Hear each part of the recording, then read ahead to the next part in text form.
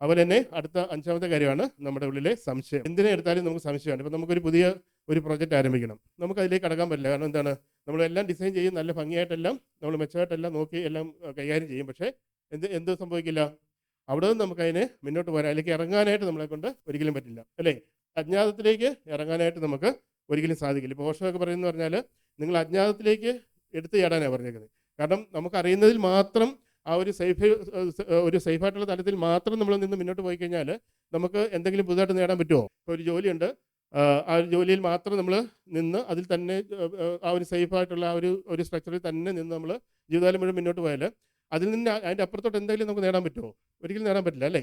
അപ്പോൾ നമ്മൾ അതിൽ നിന്ന് എന്താണ് അടുത്ത ഒരു തലത്തിലേക്ക് എങ്ങനെയാണ് നമുക്കൊന്ന് ജമ്പ് ചെയ്യാൻ പറ്റുന്നത് നമ്മൾ ചിന്തിക്കുമ്പോഴാണ്, അല്ലെങ്കിൽ അതിലേക്ക് ജമ്പ് ചെയ്യാൻ നമ്മൾ തയ്യാറെടുക്കുകയും ജമ്പ് ചെയ്യുകയും ചെയ്യുമ്പോഴാണ് നമുക്ക് അടുത്തൊരു തലത്തിലേക്ക് നമുക്ക് കടന്നു ചെല്ലാൻ പറ്റുന്നത്, അല്ലേ? അല്ലെങ്കിൽ നമുക്ക് ജീവിതകാലം മുഴുവൻ ഒരേ തലത്തിലായിരിക്കും നമ്മുടെ ജീവിതം മുന്നോട്ട് പോയിക്കൊണ്ടിരിക്കുന്നത്.